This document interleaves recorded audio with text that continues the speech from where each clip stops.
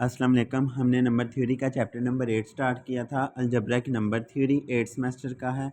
तो हम यहाँ पे पहुँचे थे मोनिक पोलिनोमियल। पीछे हमने सारे पेजेस कर लिए थे। अब मोनिक पोलिनोमियल ये क्या होता है? A polynomial F of X, ये पोलिनोमियल गिवन है, is called monic polynomial if leading coefficient A N is equal to 1। यानी कि एक पोलिनोमियल मोनिक होगा अगर इसकी जो हाईएस्ट डिग्री टर्म है उसका कोफिशेंट 1 हो। ठीक है, यानी पे यहाँ पे इसकी जगह X raise to power N, ये सबसे बड़ी टर्म है ना एक्स की पावर वाली, और इसका जो कोफिशेंट में ए एन लिखा है ये इसकी वैल्यू 1 आ जाए। ठीक है, तो उसको हम कहेंगे मोनिक पोलिनोमियल। आगे इसे मज़ीद सिंप्लीफाई करके ये लिखा ए एन की जगह 1 लिख दिया, यानी कि X raise to power N लिख दिया, तो इसे हम कहेंगे ये मोनिक पोलिनोमियल है। आगे मोनिक पोलिनोमियल से एक हम थ्योरम करते हैं। If P of x, F of x and ji of x are polynomial over F field, P of x is irreducible and P of x divide करेगी, अगर F of x और जी of x को divide कर रही है then ये या तो एफ ऑफ एक्स को डिवाइड करेगी अलग से या तो जी ऑफ एक्स को डिवाइड करेगी अलग से। अच्छा, यहाँ पे मोनिक पोलिनोमियल की अभी नहीं यूज़ हुआ, ये वैसे ही उन्होंने थ्योरम दिया। हमने ये सिंपल स्केलर्स के लिए किया है। स्केलर के लिए क्या किया था कि अगर ए बी और सी को डिवाइड करता है दैन ए डिवाइड करेगा या तो बी को या ए डिवाइड करेगा सी को। इस तरह का हमने किया था। बीच में ये भी था कि इरिड्यूसिबल वाला कंसेप्ट भी था वहाँ भी। ठीक है, यानी कि प्राइम वाला कंसेप्ट था वहाँ पे। यहाँ पे हम इरिड्यूसिबल वाला कंसेप्ट कहेंगे, वहाँ पे प्राइम वाला कंसेप्ट था। ठीक है, तो क्या करते हैं, P of x is irreducible and, अच्छा पी ऑफ एक्स इरिड्यूसिबल है, हमने ये गिवन है और ये प्रूव करना है। चले सपोज करते हैं, सपोज किया हमने कि पी ऑफ एक्स डिवाइड करता है इन इस प्रोडक्ट को, and we have to show that P of x या तो एफ ऑफ एक्स को डिवाइड करेगा या P of x ji of x को डिवाइड करेगा। हमें गिवन है कि पी ऑफ एक्स इरिड्यूसिबल है। इरिड्यूसिबल का मतलब है, मैंने आपको पहले भी बताया था, कि पी ऑफ एक्स के फैक्टर्स नहीं बनेंगे। इरिड्यूसिबल का मतलब ये है कि अगर वो इरिड्यूसिबल ओवर रैशनल नंबर है तो हमें कोई भी पी ऑफ एक्स का रूट इस तरह का नहीं मिलेगा जो इस रैशनल नंबर को बिलोंग करे, उसे कहते हैं इरिड्यूसिबल। ठीक है, तो क्योंकि पी ऑफ एक्स इरिड्यूसिबल है, so P of x is coprime to F of X. ज़ाहिर है,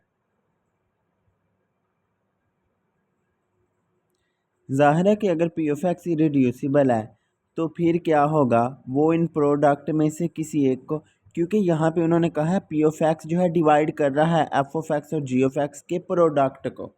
ठीक है, तो ये इसको डिवाइड करेगा। अगर ये डिवाइड इसे कर रहा है दो प्रोडक्ट को अगर डिवाइड करे तो वो प्रोडक्ट ये तो इसके फैक्टर बन जाते हैं, यानी कि इसका मतलब है कि पी ऑफ एक्स एक प्रोडक्ट वाले नंबर को डिवाइड कर रहा है, लेकिन पी ऑफ एक्स खुद क्या है, इरिड्यूसिबल है। ठीक है, अगर वो खुद इरिड्यूसिबल है तो वो दो अगर इस तरह के डिवाइड कर रहा है फंक्शंस को, पोलिनोमियल को, तो वो उन दोनों में से किसी एक के साथ को प्राइम होगा। यही लिखा है p of x is irreducible, so P of x is coprime to F of x if P of x divide नहीं करता एफ ऑफ एक्स को। यानी कि अगर पी ऑफ एक्स, क्योंकि वो इरिड्यूसिबल है और वो एफ ऑफ एक्स को डिवाइड नहीं कर रहा, देन ये पी ऑफ एक्स जो है एफ ऑफ एक्स के को प्राइम होगा, यानी उन दोनों का GCD जो है 1 आएगा। Then there exist s naught of x and t naught of x over f such that, ये अभी जो हमने पिछला थ्योरम किया है वो यूज़ हुआ है, फिर ये होगा।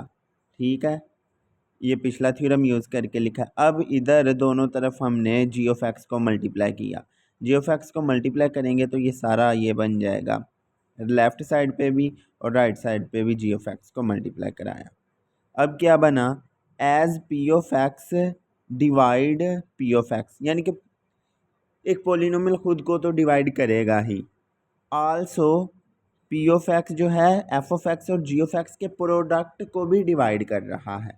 अगर इस प्रोडक्ट को डिवाइड कर रहा है तो अब गौर करना, पी ऑफ एक्स किसको डिवाइड कर रहा है, p of x P F, इधर ना राइट साइड पे ना दो टर्म है, तो पहली वाली टर्म से पी ऑफ एक्स मिल गया जो पी ऑफ एक्स को डिवाइड कर रहा है, यानी कि फर्स्ट टर्म पूरी डिवाइड हो जाएगी। अब दूसरी टर्म देखते हैं, दूसरी टर्म में एफ ऑफ एक्स और जी ऑफ एक्स दोनों हैं, तो पी ऑफ एक्स इसको भी डिवाइड करेगा, यानी कि जो राइट साइड पे दोनों टर्म है पी ऑफ एक्स इन दोनों को डिवाइड कर रहा है। इट मीन्स कि वो राइट साइड सारी को ही डिवाइड कर रहा है पी ऑफ एक्स। ठीक है, तो अगर राइट साइड को डिवाइड कर रहा है तो ऑब्वियसली वो लेफ़्ट को भी डिवाइड करेगा बिकॉज ऑफ इक्वेलिटी। ठीक है, तो हम यहाँ कहेंगे सिंस पी ऑफ एक्स किधर लिखा है, divide p of x itself and P of x divide f of x into g of x implies करेगा p of x right hand side को डिवाइड करेगा। ठीक है, अगर वो राइट हैंड साइड को डिवाइड करेगा so it also divides left hand side. ठीक है, so P of x must divide g of x, यानी कि ये तो तभी पॉसिबल होगा क्योंकि हमने पीछे ये कहा है कि P of x F of x को डिवाइड नहीं कर रहा। अगर एफ ऑफ एक्स को डिवाइड नहीं कर रहा तो फिर 100% बात है कि P of x ji of x को डिवाइड करेगा। ठीक है, तो p of x ji of x को डिवाइड कर गया, यही हमने प्रूव करना था कि या तो वो जी ऑफ एक्स को डिवाइड करेगा या फिर एफ ऑफ एक्स को डिवाइड करेगा, यही हमने प्रूव करना था। अभी हमने जी ऑफ एक्स वाला प्रूव किया है। ठीक है, ये वाला प्रूव किया, अब ये वाला प्रूव करना है, और ये वाला प्रूव करने का भी सेम टू सेम मेथड है। कैसे, similarly if P of x divide नहीं करेगा जी ऑफ एक्स को and P of x being irreducible so coprime to g of x, वही बात जो पीछे की थी। Then there exist s naught of x and t naught of x over f such that, वही पिछला formula use किया। अब दोनों तरफ हमने एफ ऑफ एक्स को डिवाइड मल्टीप्लाई कराना है। ठीक है, तो यहाँ भी ऐसी टर्म बन गई, पी ऑफ एक्स को खुद को डिवाइड कर रहा है और पी ऑफ एक्स क्योंकि f of x into g of x को भी डिवाइड कर रहा है तो ये राइट साइड को करेगा, राइट साइड को करता है तो लेफ़्ट को भी करेगा, लेफ़्ट को करेगा तो आगे फिर वही हमारा प्रूव हो जाएगा। कैसे, लेफ़्ट को भी अगर ये डिवाइड कर रहा है so P of x divides f of x, तो यही तो प्रूव करना था हमने, दोनों हमने प्रूव कर लिए। Hence if P of x divide करता है f of x into g of x को देन पी ऑफ एक्स या तो एफ ऑफ एक्स को डिवाइड करेगा या फिर जी ऑफ एक्स को डिवाइड करेगा। ठीक है, तो ये हमने प्रूव करना था, ये हमने प्रूव कर लिया। आगे प्रिमिटिव पोलिनोमियल की डेफिनेशन है। A polynomial F of x इस with integer coefficient is called primitive polynomial. हाँ, विद इंटीजर कोफिशेंट, इसके जितने भी ये कोफिशेंट है ना A0 A1 up to Son AN, ये उन्होंने कहा है इंटीजर होने चाहिए, must be integers. Integer coefficient is called primitive polynomial if greatest common divisor, यानी कि GCD of its coefficient is या तो 1 हो या -1 हो, यानी कि ये जितने भी A0 A1 अप टू सोन जितने भी ये ए वाले कांस्टेंट हैं इनमें से ईच ऑफ हर एक का आपस में GCD या तो 1 होना चाहिए या तो इनका GCD -1 होना चाहिए। अगर ऐसा हो गया तो फिर हम कहेंगे प्रिमिटिव पोलिनोमियल है ये। ठीक है, coefficient have no prime factor common to all, उनमें कोई भी कॉमन फैक्टर कॉमन नहीं होगा।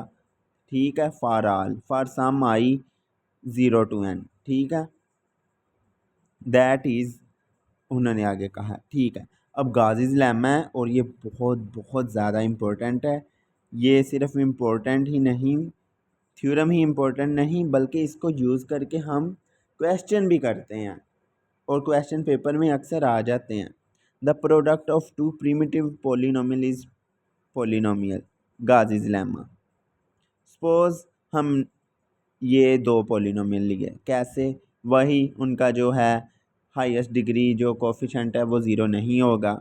Be two primitive polynomial of degree n m respectively. अच्छा, प्रिमिटिव पोलिनोमियल है तो ये A0 A1 A2 up to so on AN तक ये सारे आपस में GCD 1 या -1 होगा। इसी तरह B0 B1 B2 up to so on BM, इनका भी GCD आपस में 1 या -1 होगा प्रिमिटिव पोलिनोमियल की डेफिनेशन के मुताबिक। कंसीडर एच ऑफ एक्स, हम कंसीडर करते हैं कि ये इन दोनों का प्रोडक्ट है। इन दोनों का प्रोडक्ट ये पहले भी हमने किया था और ये c naught up to so on plus c r x raise to power r तक जा रहा है। For r is highest degree term m plus n. ये पीछे हमने सारा कर लिया कि दो पोलिनोमियल की डिग्री का प्रोडक्ट, उनके प्रोडक्ट की डिग्री क्या होगी, उन दोनों की डिग्री का सम। ठीक है, तो वो आर जो है एम प्लस एन है, यानी कि हाईएस्ट डिग्री टर्म है।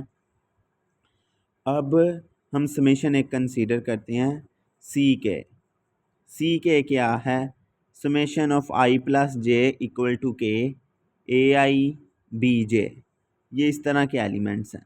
ठीक है, सी जितने भी हैं, सी नाट, सी वन, सी टू, सी, ये सारे के सारे इस तरह के एलिमेंट, यानी कि इनकी समेशन बनाई हुई है सी की।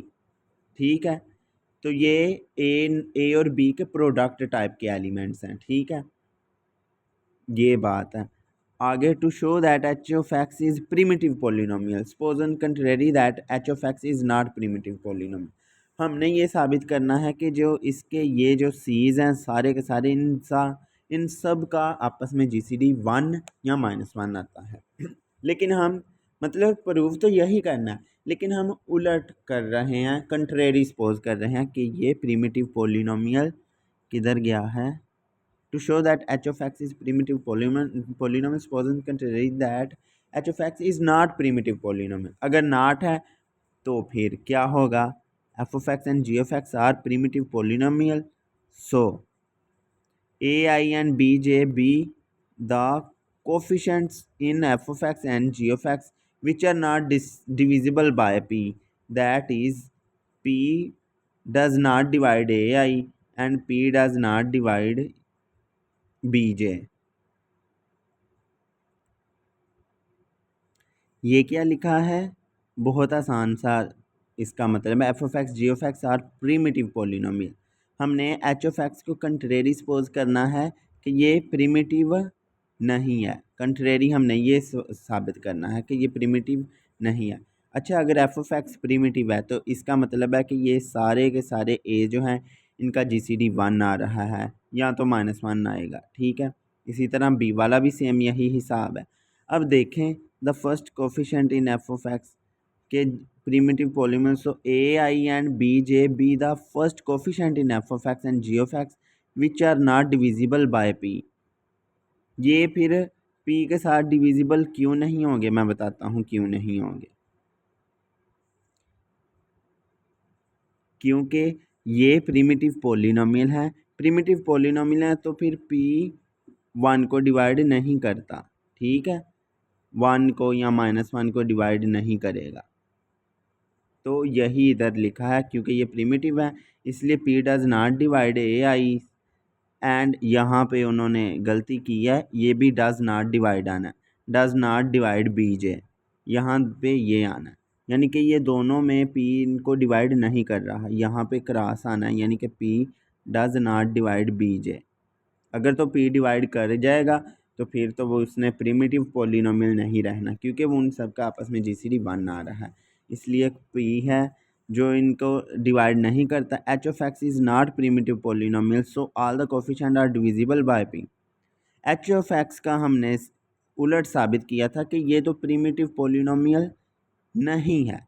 अगर नहीं है तो फिर ऐसा ज़रूरी ही नहीं कि वो जो है उसका जीसीडी 1 आए। अगर वो 1 नहीं आ रहा उनका आपस में जीसीडी 1 या -1, तो फिर इसका मतलब है कोई प्राइम हमें ऐसा मिलेगा जो किसी ना किसी एक ए आई को डिवाइड कर देगा या एक बी जे को डिवाइड कर देगा, मतलब कि कुछ इस तरह सा। बल्कि एच के फैक्टर्स हैं ए आई इंटू बी जे टाइप के, ए इंटू बी, ए आई बी जे टाइप के, यानी कि पी ऐसे हमें मिलेंगे कि ये इनको डिवाइड करेंगे।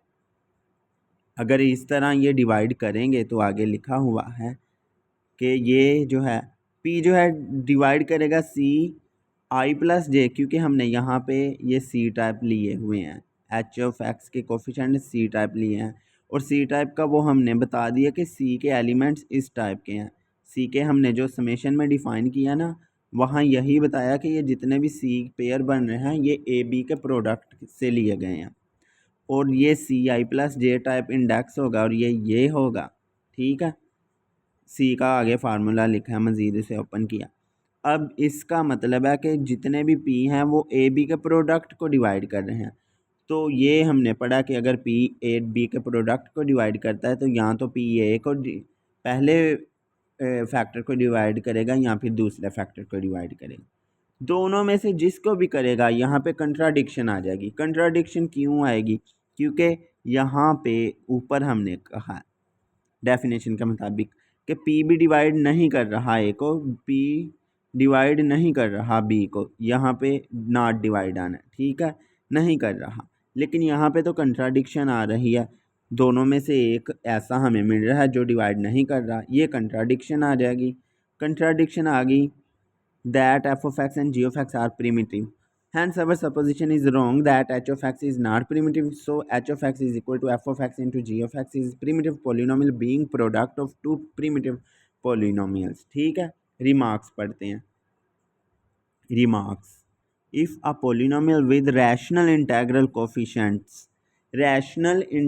coefficients can be factored over r, यानी कि can be factor over r means के रिड्यूसिबल ओवर आर हो, then it can be factored into polynomial with rational integral coefficient, यानी कि वो फैक्टर्ड ओवर आर क्या है, उसका मतलब वो रिड्यूसिबल होगा इन फैक्टर इंटेग्रल कोफिशेंट।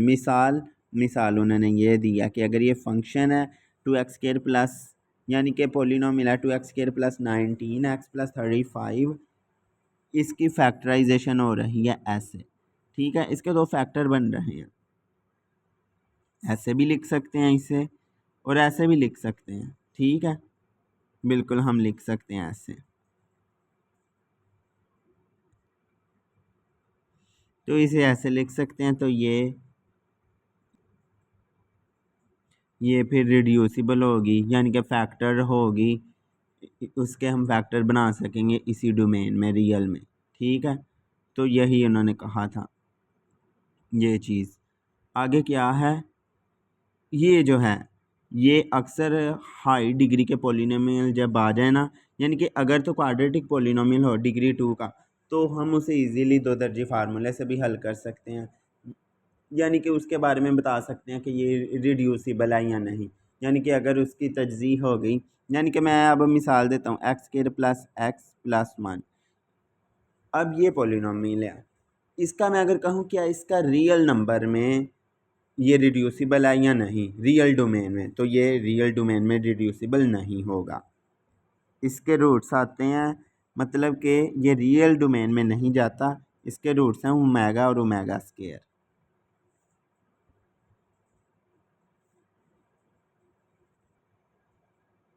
तो ये इसके रूट्स आते हैं जो कि कम्प्लेक्स हैं, ठीक है, इसको आप हल करें चाहे दो दर्जी फार्मूला लगा के, तो आपके ये जो आएंगे ये रियल नंबर में नहीं, कम्प्लेक्स में इसका आंसर आता है, यानी कि ये कम्प्लेक्स में रिड्यूसिबल है लेकिन रियल में इरिड्यूसिबल है, ठीक है, इरिड्यूसिबल। ये तो था सिंपल, यानी कि क्वाड्रेटिक पोलिनोमियल था, जिसको हम दो दर्जी फार्मूले से भी हल कर सकते हैं। लेकिन अगर इस तरह का कोई पोलिनोमियल आ जाए, यानी कि x³ प्लस 5x प्लस 2, इस तरह का कोई आ जाए, यानी कि ये अब डिग्री 3 वाला, इसी तरह x7, इस तरह के भी पोलिनोमियल आ सकते हैं, तो उनका हमने चेक करनी होती है अगर इरिड्यूसिबिलिटी, कि ये रिड्यूसिबल है या इरिड्यूसिबल है, तब हम एक मतलब कि हमें टेक्निक्स लगानी होती हैं, डायरेक्ट तो हम उसे हल कर ही नहीं सकते, मतलब कि बहुत ही मुश्किल तरीके होते हैं जो जिनकी आसानी के लिए ये एक थ्योरम है, आइंस्टाइन्स इरिड्यूसिबिलिटी क्राइटेरिया। ये वाले क्वेश्चन चेक करने के लिए पॉलिनोमियल पेपर में आ जाता है। वैसे तो ये थ्योरम भी बहुत ज़्यादा इम्पोर्टेंट है, ये इंतहाई इम्पोर्टेंट थ्योरम है, ये आपने ज़रूर करना वैसे आपने सब कुछ है, वैसे मैं कह रहा हूँ कि पेपर के पॉइंट ऑफ व्यू से आपने ये थ्योरम हर हाल में करना है, जो एवरेज बच्चे हैं वो भी ये करेंगे, और ये इससे रिलेटेड क्वेश्चन भी आते हैं, इस थ्योरम का यूज़ होता है उन क्वेश्चन में। तो हम स्टेटमेंट पढ़ते हैं कि क्या लिखा है उन्होंने। Let P be a prime and f of x यानी कि एक पोलिनोमियल दिया है डिग्री n का, be a polynomial with integral coefficients. अच्छा, अब इसके कोफिशेंट जो हैं इंटीजर्स हैं, integral coefficients, such that p अगर डिवाइड नहीं कर रहा ए एन को, यानी कि पी कोई प्राइम नंबर है जो ए एन को डिवाइड नहीं कर रहा, यानी कि x raise to power n का, यानी कि जो डिग्री वाली टर्म है, हाईएस्ट डिग्री टर्म के कोफिशेंट को पी ए अगर डिवाइड नहीं कर रहा, ठीक है, ए एन को डिवाइड नहीं कर रहा, और पी स्केयर जो है उसी का जो स्केयर है वो इस वाले कोफिशेंट को, सबसे पहले वाले कोफिशेंट को डिवाइड नहीं कर रहा। असल में हम जब लिखते हैं ना पॉलिनोमियल, तो ये वाला ए नाट वाला लास्ट पे लिखते हैं और हाईएस्ट वाला इधर लिखते हैं। जैसे मैंने इधर लिखा था x7 + 5x³ -3, ये लिख दो। तो ये वाला जो है, जो a7 है वो है 1 और जो a0 है वो है -3, ये चीज़, ठीक है। तो पॉलिनोमियल को हम लिखते ऐसे हैं। तो वो कह रहे हैं कि अगर हाईएस्ट डिग्री वाले टर्म का कोफिशेंट पी उसे डिवाइड नहीं कर रहा और पी का स्केयर जो है पहले वाले को भी डिवाइड नहीं कर रहा, एंड पी जो है बाकी ए आई को डिवाइड करता है फ्रॉम 0 टू n-1, यानी कि किस किस को पी डिवाइड करे, मैं बताता हूँ। 0 से लेकर हाईएस्ट को छोड़ के, आखिरी वाले का तो हमने कह दिया कि पी उसे डिवाइड नहीं करेगा अगर नहीं करता। बाकी जो है पी स्केयर जो है ए नॉट को भी डिवाइड ना करे, और पी जो है बाकी सारे ए नॉट से लेके ए नॉट भी शामिल है उसको डिवाइड करे अप टू सोन कहाँ तक, ए n-1 तक डिवाइड करे। अगर तो ये तीन चीज़ें हो गई एक किसी पॉलिनोमियल में, हाईएस्ट डिग्री पॉलिनोमियल में, अगर ये तीनों चीज़ें हो गई तो हम कहेंगे then f of x is irreducible polynomial over r. फिर हम कहेंगे कि वो पॉलिनोमियल इरेड्यूसिबल होगा ओवर आर फील्ड में। आर फील्ड में वो रिड्यूसिबल फिर नहीं कहलाएगा अगर ये तीन चीज़ें जिस पर अप्लाई करें तो, ठीक है। पहले मैं थ्योरम करवा देता हूँ, फिर एक दो एग्जाम्पल भी आपको बता दूंगा, ठीक है। पहले थ्योरम का प्रूव करते हैं। Since f of x can be factored over r, then it can be factored into polynomial with rational integral coefficient. ये तो अभी हमने पीछे पढ़ा है, ठीक है। सपोज एफ ऑफ एक्स को हम ये लिख सकते हैं बी नॉट ऑफ एक्स, यानी कि दो पॉलिनोमियल के प्रोडक्ट में हमने लिखा, ठीक है। Can be factored, if f of x can be factored over r then it can be factored into polynomial with the rational integral coefficient. यही लिखा है कि अगर ये फैक्टर्ड होगा तो फिर हम इनको फैक्टर फॉर्म में लिख लेंगे, where b i and c j are integers for i from 0 to m and j from 0 to k, where n is m plus k, ठीक है। ये हमने लिखा है और ये वही चीज़ है जो हमने पिछली बार सी के लिए की थी और वो ए बी का प्रोडक्ट था। अब यहाँ पे ए नॉट और बी सी का प्रोडक्ट है, ठीक है। और ये देखें, एंड ये हम कह रहे हैं p square not divide a naught है और p square not divide b naught है और p square not divide c naught, ठीक है। अगर ये इसको नहीं डिवाइड करेगा तब इन दोनों में से किसी एक पर तो लागू होगा ना, ठीक है। या तो वो बी नॉट को डिवाइड नहीं करेगा ना, या तो वो सी नॉट को डिवाइड नहीं करेगा, बट पी डिवाइड करता है ए नॉट को, यानी कि पी इन दोनों में से किसी एक को ज़रूर डिवाइड करेगा। अगर पी ए को डिवाइड कर रहा है यानी कि बी नॉट सी नॉट को डिवाइड कर रहा है तो इन दोनों में से किसी एक को डिवाइड करेगा। For the sake of convenience suppose p does not divide b naught but p divide c, ठीक है। हमने इन दोनों में से, क्योंकि इन दोनों में से एक चीज़ अप्लाई हो रही है एक नहीं अप्लाई हो रही, तो हमने कह दिया कि ये पहले वाले को डिवाइड नहीं कर रहा लेकिन दूसरे वाले को कर रहा है, ठीक है। Also a n is equal to b m c k and p does not divide a n, वही उसका क्राइटेरिया के मुताबिक अगर उसको डिवाइड नहीं कर रहा तो बी एम और सी के दोनों को डिवाइड दोनों में से किसी एक को डिवाइड नहीं करेगा। ठीक है, ये भी अप्लाई होता है। So there must be smallest value r such that, r की छोटी वैल्यू के से such that c r is not divisible by p in c naught c one c two c k, then c naught c one up to c r minus one are all divisible by p. वही के अंदर हुई है, वही बात है। यानी कि उन्होंने कहा है कि आर जो है स्मॉलेस्ट वैल्यू आर के लिए ये इस फैक्टर की बात हो रही है। ठीक है, के की वैल्यूज़ यहाँ पे ज़ीरो से लेकर के तक ये पोलिनोमियल है, और आर की वैल्यू क्या या ज़्यादा से ज़्यादा के हो सकती है या उससे कम।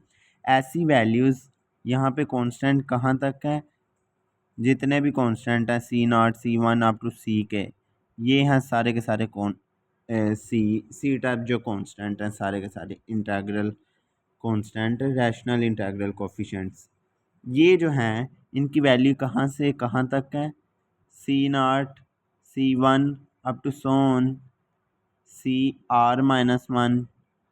ठीक है, और फिर सी आर माइनस वन के बाद सी आर आएगा, और फिर common c r plus one आएगा अप टू सोन लास्ट कहाँ तक होगा, सी के तक। यानी कि ये सारी की सारी वैल्यूज़ हैं, और c r minus one r और आर प्लस वन वो भी इसके बीच में ही आती हैं वैल्यूज़। यहाँ पे उन्होंने कहा है कि जो आर से लेकर सी आर से लेकर ऊपर तक की वैल्यू की बात करें सी के की, और सी नॉट से लेकर सी आर माइनस वन तक की बात करें, तो ये जो है और ये जो है क्या लिखा है, जो सी आर है is not divisible by p in c naught, जो हाली का हाली एक सी आर है वो पी डिवाइड उसे नहीं करेगा। ठीक है, बाकी जितनी भी टर्म्स हैं then c naught c one up to so on c r तक, सी नॉट से लेकर सी आर माइनस वन तक सारी की सारी डिविजिबल बाय पी होंगी, उनका कहने का ये मतलब है। आगे क्या है, सिंस हम जानते हैं कि ए आर जो है वो इस तरह का समेशन है ए बी टाइप के प्रोडक्ट के टाइप का कोफिशेंट है, जैसे पिछले क्वेश्चन में हमने सी का बनाया था ए बी की शक्ल में, वैसे ही ये है। On the right hand side पहली जो टर्म है बी नाट की बात करें तो बी नाट का हमने यहाँ पे कहा हुआ है कि पी उसे डिवाइड नहीं कर रहा, और दूसरा सी आर, पी जो है सी आर को भी डिवाइड नहीं कर रहा। अगर दोनों को डिवाइड नहीं कर रहा तो उन दोनों के प्रोडक्ट को भी कभी भी डिवाइड नहीं करेगा। ठीक है, तो इसका मतलब है राइट साइड में हमें ऐसी एक टर्म मिल गई जिसको तो पी डिवाइड करता ही नहीं। ठीक है, on the right hand side b naught and c r are not divisible by p, अगर एक टर्म को भी वो डिवाइड नहीं कर रहा इट मीन्स के वो राइट हैंड साइड पूरी को पी डिवाइड नहीं कर रहा, और अगर राइट साइड को नहीं कर रहा तो because of equality A R को भी पी जो है डिवाइड नहीं करेगा। ठीक है, ये आएगा हमारे पास is not divisible by p, but by our hypothesis a n is only coefficient which is not divisible by p। हमने तो ये कहा था कि हाइपोथेसिस में था कि सिर्फ ए एन ही ऐसा कोफिशेंट है जो जिसको पी डिवाइड नहीं करेगा, बाकी सारे नंबरों को डिवाइड करेगा। ठीक है, हाइपोथेसिस के मुताबिक। तो फिर ज़ाहिर है जो ए आर डिवाइड नहीं कर रहा जिसे पी, वो आर एग्जैक्ट ही क्या होगा, एन हो जाएगा। ठीक है, यही बात हमने इधर लिखी है। By our hypothesis a N is the only coefficient which is not divisible by p, so r और एन दोनों बराबर होंगे। ठीक है, आर और एन बराबर हो गए तो हमारे पास ये इनइक्वालिटी थी आर इज़ लेस देन और इक्वल टू के। ठीक है, तो आर इज़ लेस देन और इक्वल टू के, ये हमने इसे इनइक्वालिटी इक्वेशन वन बना दिया। और दूसरा क्या है, हम जानते हैं कि एन इज़ इक्वल टू के प्लस एम है। अगर एन जो है एन के और एम के जमा होना है तो फिर इसका मतलब है एन खाली यहाँ पे अब एम को ख़त्म कर दें तो यहाँ पे के तो एज इट इज़ रहेगा, लेकिन एन जो है बड़ा हो जाएगा, क्योंकि एन जिसके इक्वल था इक्वालिटी के दूसरी तरफ से हमने एम को ख़त्म कर दिया, तो ये वाली लेफ़्ट साइड बड़ी हो जाएगी, which means n is greater और इक्वल टू के। इक्वालिटी तब आएगी जब m ज़ीरो होगा, ठीक है। अदरवाइज़ ये अब ये लिखा है इक्वेशन 1 और 2, n इज़ लेस देन और equal to k, n is greater और इक्वल टू k, दोनों को आपस में कंबाइन किया तो n बराबर आ गया k के। n अगर k के बराबर आ गया तो यहाँ पे एक और चीज़ बनती है, m ज़ीरो बन रही है। ज़ाहिर है अगर n और k बराबर आ गए हैं इट मीन्स कि m ज़ीरो है। अगर m ज़ीरो है तो फिर ये देखें m अगर ज़ीरो है तो इसका क्या मतलब होगा, hence our one of the factor polynomial is constant, क्योंकि जब ये इसका हाईएस्ट डिग्री पावर जो है m वो ज़ीरो हो जाएगा तो इट मीन्स कि ये इसकी हाईएस्ट डिग्री ही अगर ज़ीरो हो जाए यानी कि तो ये सारे का सारा कांस्टेंट बन जाएगा, कांस्टेंट पोलिनोमियल हो जाएगा। तो हम एफ ऑफ एक्स को फैक्टराइज्ड फॉर्म में नहीं फिर लिख सकेंगे, यानी कि अगर वो एक कांस्टेंट बन गया f of x can not be factor over r, यानी कि एफ ऑफ एक्स फिर रिड्यूस नहीं होगा। तो रिड्यूस जो नहीं होता उसे हम इरिड्यूसिबल कहते हैं। Consequently f of x is an irreducible polynomial over r. यही हमने प्रूव करना था और ये हमने प्रूव कर दिया है। थ्योरम थोड़ा ट्रिकी था लेकिन इससे जब हम क्वेश्चन करेंगे तो क्वेश्चन बहुत ही आसान होंगे। मैं आपको कोई मिसाल के तौर पर एक क्वेश्चन करा देता हूँ। यहाँ मैं एग्ज़ाम्पल ढूंढ रहा था तो वहाँ पे मुझे अब एक चीज़ पता चली है कि उधर नोट्सों में एक गलती थी। ये इरिड्यूसिबल क्राइटेरिया सिर्फ रैशनल नंबर के लिए होता है।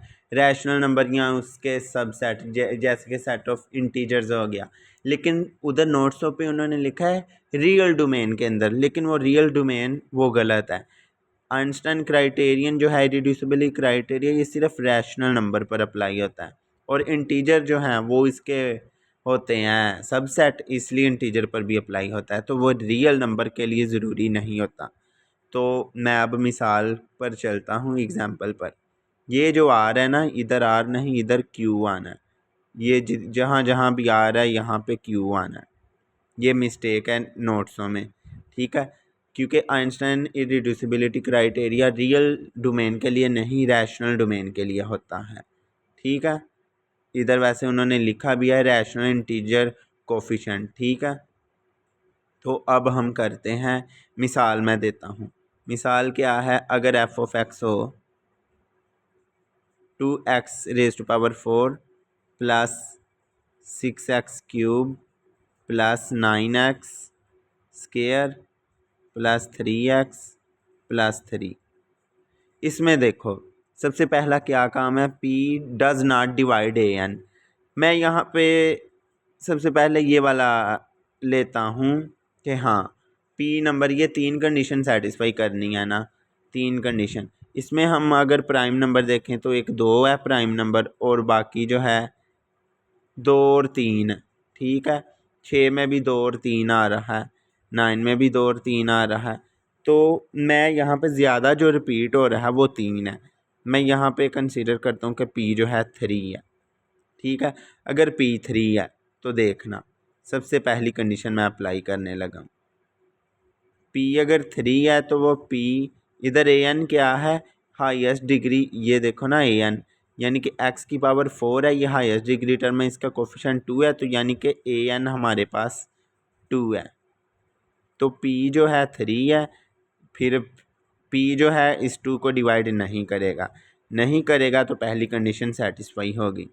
अब दूसरी कंडीशन, p² है वो a0 को डिवाइड नहीं कर रहा। p² क्या होगा 9 और हमारे पास a0 क्या है 3 है, तो 9 जो है 3 को डिवाइड नहीं कर रहा। दूसरी कंडीशन भी सेटिस्फाई होगी। अब तीसरी कंडीशन ये है कि p सारे ai को डिवाइड करेगा 0 से लेकर n-1 तक।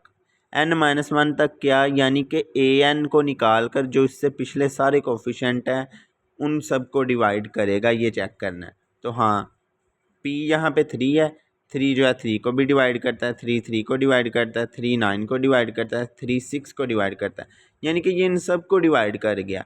तो तीसरी कंडीशन भी सेटिस्फाई होगी, ठीक है। तो तीनों कंडीशन अगर सेटिस्फाई होगी तो यही तो है आइंस्टाइन इरिड्यूसिबिलिटी क्राइटेरिया। तो ये जो पोलिनोमियल मैंने एग्जांपल दी है ये इरिड्यूसिबल ओवर क्यू होगा, इरिड्यूसिबल ओवर क्यू होगा। ठीक है, क्यू की डोमेन में ये इरिड्यूसिबल होगा। ठीक है, तो ये थी एग्जांपल। हाँ, एक और बात मैंने बतानी थी बहुत ज़रूरी। अगर फ़र्ज़ करो यहाँ पे तो सारे कोफिशेंट आए थे, एक्स की पावर 4 वाला भी था, 3 वाला भी था। अगर मैं फ़र्ज़ करूँ इसमें ये 9x² वाली टर्म है ही नहीं, तो फिर यहाँ पे यहाँ पे हमारे पास ए जो है ये A0 है, ये A1 है और ये A2 है। A2 की वैल्यू 0 आ जानी थी, तो 0 पे भी कोई मसला नहीं था बनना, क्योंकि कोई भी नंबर है वो 0 को ज़रूर डिवाइड करता है। तो P अगर 3 है वो 0 को डिवाइड कर जाना था, उस पर भी ये अप्लाई हो के इसने इरिड्यूसिबल ही रहना था ओवर क्यू में। तो ये इसकी एक एग्जांपल थी। बाकी इसका 2024 के पेपर में शॉर्ट क्वेश्चन भी आया हुआ है। एक क्वेश्चन वो डिग्री 3 का क्वेश्चन था, तो वो भी आप करेंगे इसी क्राइटेरिया को यूज़ करके, तो आपसे वो इजीली हो जाएगा। ठीक है, तो ये लेक्चर यहीं पे वाइंड अप करते हैं। खुदा हाफिज़।